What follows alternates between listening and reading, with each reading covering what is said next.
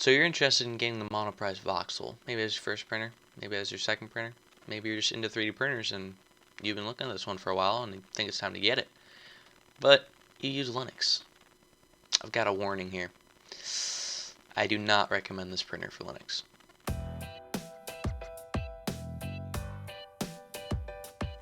Welcome back, guys. So as you guys know, if you watched my last video, I bought the Monoprice Voxel as my first 3D printer. Now, as a 3D printer itself, it is a nice 3D printer. It looks sleek, it prints well. I was really happy with it. Didn't have many problems with it, except for the compatibility. If you look on their website, that's where we are right now.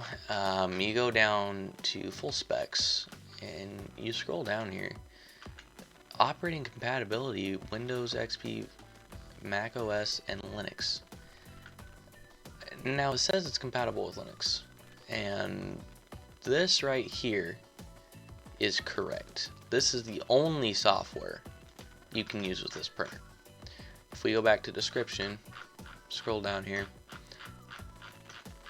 on this page it says all these, so do not be fooled by that, because this printer uses only .gx files, so you are not able to use Cura and whatever other slicers you're going to use.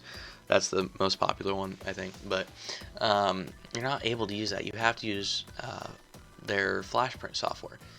Now, their flash print software is pretty nice.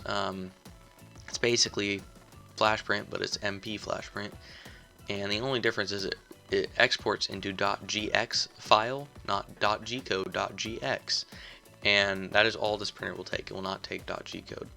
So yeah, it kind of stinks because it's a really nice printer, but if you're Linux, the only way you're going to be able to run their software is if you use like Wine, which is a emulator for Windows software, which I did a couple times and I got it to work. I printed a spool holder, as you guys can see, but it crashed my computer multiple times, so I don't recommend doing it that way. So yeah, I will be shipping this back, and I'm going to be getting the Dremel Digilab 3D20. Really excited about this printer. From what I've seen, it does not have this problem, so I'm hoping it works. Fingers crossed, praying it works. So yeah, really excited for that. But I just want to warn you guys, if you guys do use Linux, I do not advise buying this printer. If you're a Windows user, I recommend this printer. I really do. It's a nice printer. So yeah, that's all I really want to say here. So hope you guys enjoyed. If you did, make sure to leave a like if it helped you. Not really if you enjoyed, because who really enjoys this?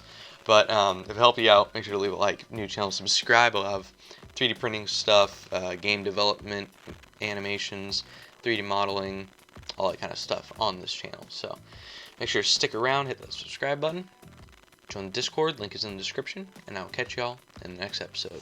Bye bye.